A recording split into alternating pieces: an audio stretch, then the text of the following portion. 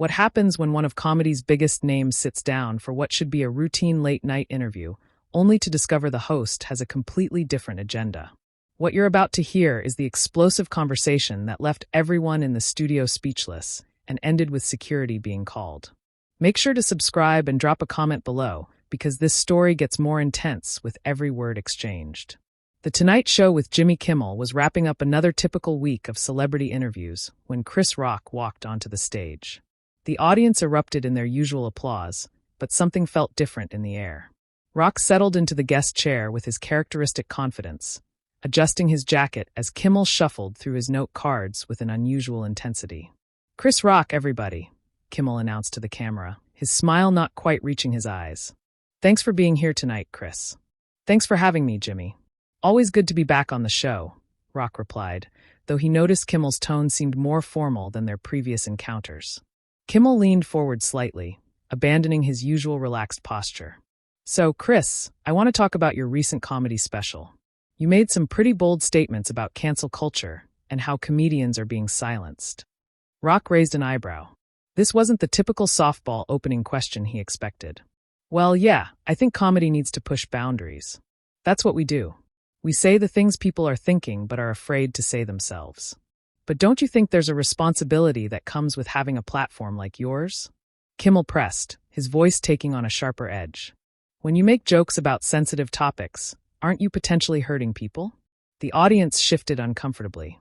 This wasn't the light-hearted banter they came to see. Rock's expression hardened slightly as he processed the unexpected confrontation. "Jimmy, comedy has always been about challenging ideas and making people uncomfortable. Richard Pryor, George Carlin, Lenny Bruce, they all pushed boundaries. Are you saying we should just tell safe, sanitized jokes now?" Kimmel's grip on his note cards tightened. "I'm saying maybe it's time comedians evolved past making jokes at the expense of marginalized communities. Maybe it's time to punch up instead of punching down." Rock leaned back in his chair, a look of disbelief crossing his face. "Punch up, Jimmy. I grew up in Brooklyn. Got bullied every day for being the smart black kid. I've been punching up my entire career. But I'm not going to pretend certain things aren't funny just because someone decided they're off limits. But when you have millions of followers, when you're selling out arenas, don't you see how your words can influence people? Don't you see how they can perpetuate harmful stereotypes?" Kimmel's voice was rising now, his professional composure slipping. The tension in the studio was palpable. Camera operators exchanged glances while the audience sat in stunned silence. This was supposed to be entertainment, not a public interrogation. Influence people to what, Jimmy? To think, to laugh, to question things they've never questioned before. Rock's voice remained steady, but there was steel in his tone. Comedy isn't supposed to be a safety blanket. It's supposed to make you uncomfortable sometimes. Kimmel sat down his cards and looked directly at Rock. "I think you're being willfully ignorant about the harm you can cause. You have a responsibility to use your platform more thoughtfully." "Responsibility?" Rock's voice cracked with incredulity. "Jimmy, you've made a career out of making fun of politicians, celebrities, and regular people in your mean tweet segment. You've mocked everyone from the president to random Twitter users. But now you want to lecture me about responsibility." The accusation hung in the air like a challenge. Kimmel's face flushed as he realized his hypocrisy was being exposed on live television. The audience began to murmur, sensing the shift in power dynamics. "That's different," Kimmel stammered, his confidence wavering.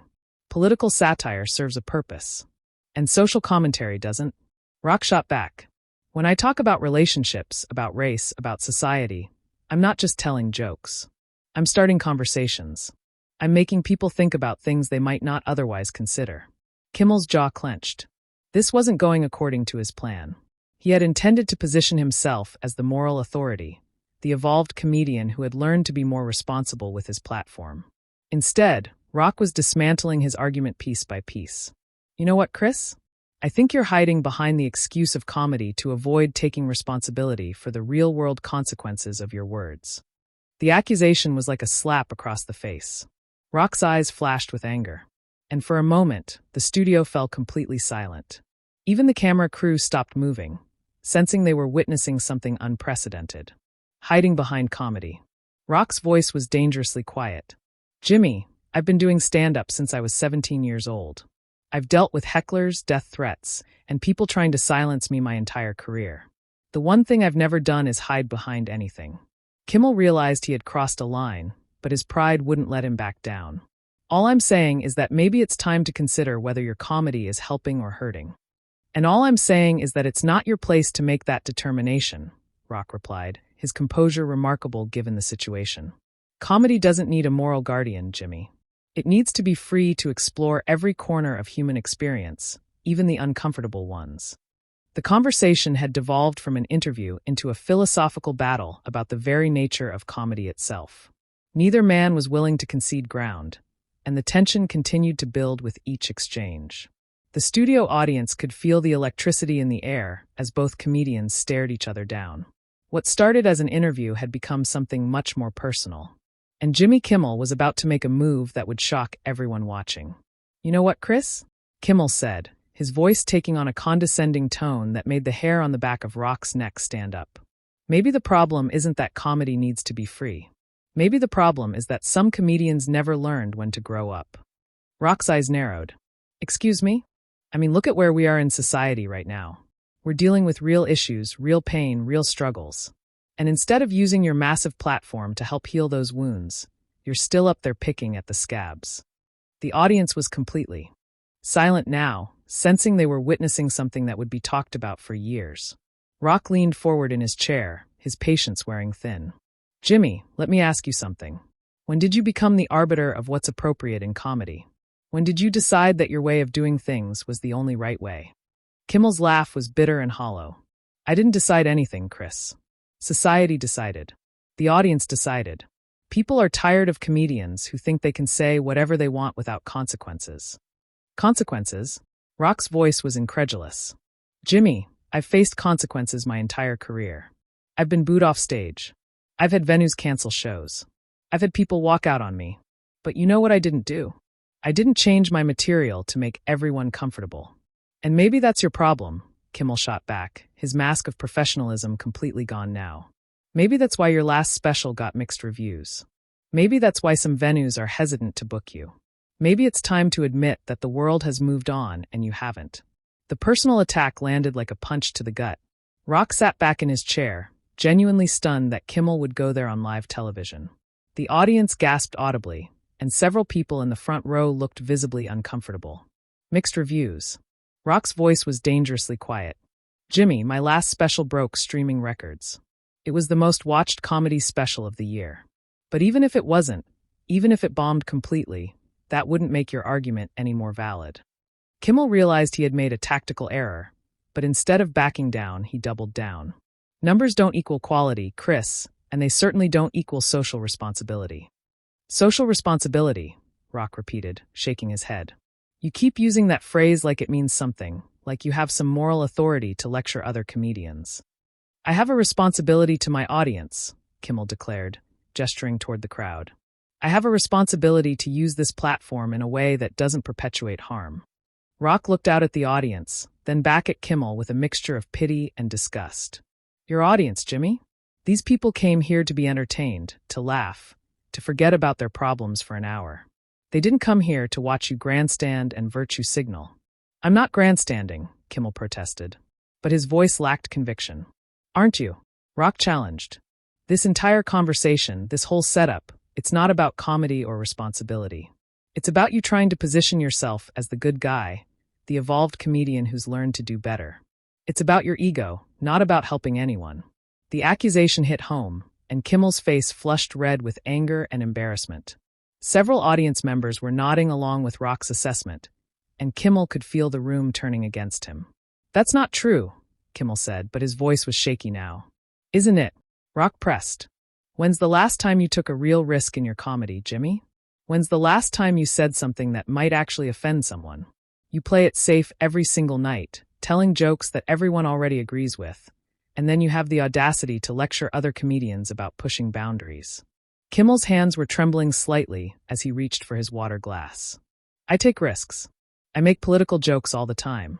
Rock laughed, but there was no humor in it. "Political jokes, Jimmy.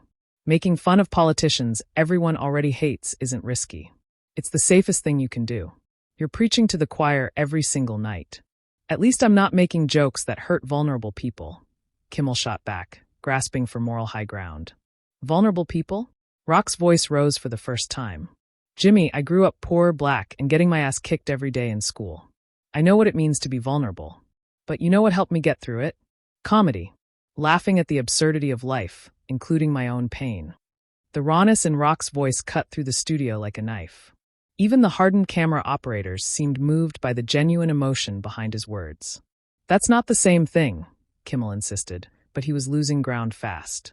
It's exactly the same thing, Rock countered. Comedy has always been about taking pain and transforming it into something that brings people together through laughter. But you want to sanitize it, make it safe, make it comfortable for everyone. Kimmel straightened in his chair, trying to regain control of the conversation. I want to make it responsible. No, Jimmy. You want to make it yours. You want to control the narrative. Decide what's acceptable and what isn't. But that's not how comedy works. That's not how art works. The word art seemed to trigger something in Kimmel. His expression hardened, and when he spoke again, his voice was cold and calculated. Art. Chris. What you do isn't art. It's just shock value wrapped up in pseudo-intellectual justification. Real artists evolve. Real artists consider their impact on the world.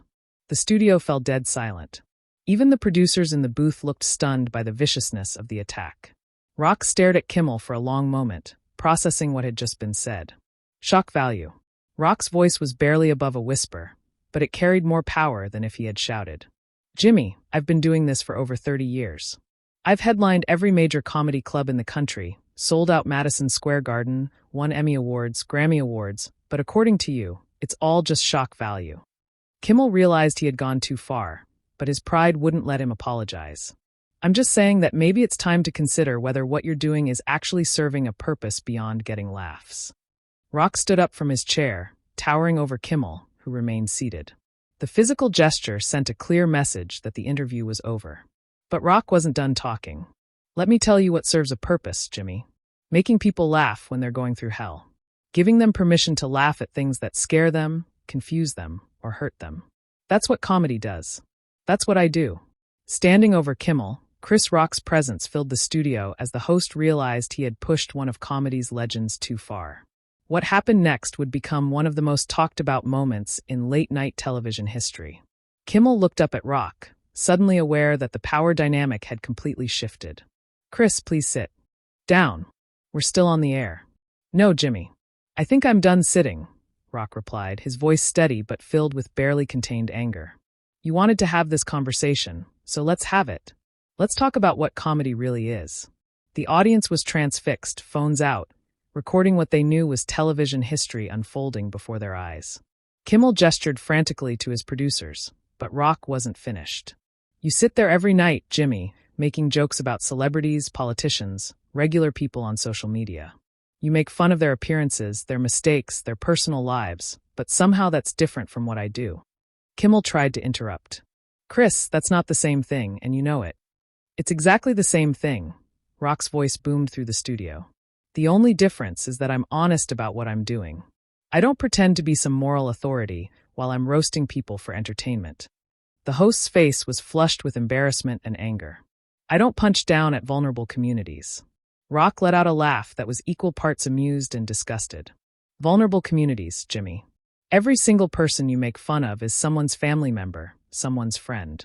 When you read mean tweets about celebrities, do you think their kids don't see that? When you mock politicians, do you think their families don't feel that? Kimmel's mouth opened and closed like a fish out of water. He had no response because Rock was absolutely right. And everyone in the studio knew it. But here's the real difference between us, Jimmy, Rock continued, now pacing slightly behind his chair. When I make jokes, I include myself in the equation. I talk about my own failures, my own pain, my own stupidity. You hide behind your desk, behind your writers, behind your moral superiority. The audience was completely silent, hanging on every word. Some were nodding in agreement with Rock's assessment, while others looked uncomfortable witnessing such a public dismantling. Kimmel finally found his voice, but it came out as a desperate whisper. I'm trying to do better. I'm trying to be more conscious of my impact. No, you're not. Rock shot back immediately. You're trying to control other people. You're trying to set yourself up as the gatekeeper of what's acceptable in comedy. But nobody elected you to that position, Jimmy. The personal nature of the attack seemed to snap something in Kimmel. He stood up abruptly, his chair rolling backward. You know what, Chris? Maybe nobody elected me, but at least I'm not stuck. In the past, telling the same tired jokes about the same tired subjects while the world burns around me. Rock stepped closer to Kimmel's desk, his eyes blazing. The world burns around us, Jimmy. Comedy is how we deal with the world burning. It's how we process pain, injustice, absurdity. But you want to take that away because it makes some people uncomfortable. I want comedians to evolve, Kimmel shouted, his composure completely gone now. I want them to recognize that words have power and consequences. And I want comedians to stay free, Rock shouted back. Free to explore every aspect of human experience, including the parts that make you squirm in your fancy host chair. The two men were now face to face across Kimmel's desk, the tension so thick you could cut it with a knife. The studio audience was witnessing something unprecedented, a real confrontation between two major figures in comedy. Kimmel pointed a finger at Rock. Your version of freedom is just selfishness disguised as art. Rock's voice dropped to a dangerous whisper. And your version of responsibility is just cowardice, disguised as virtue. The insult hit Kimmel like a physical blow. His face went pale, then red with rage. Get out, he said quietly. What? Rock asked, though he had heard perfectly. Get out of my studio, Kimmel repeated louder this time. This interview is over. Rock stared at him in disbelief. You're kicking me off your show because I won't agree with your narrow view of comedy. I'm ending this interview because you're being disrespectful to me and my audience, Kimmel declared, though his voice was shaking with emotion. Rock looked out at the audience, many of whom were shaking their heads at Kimmel's decision.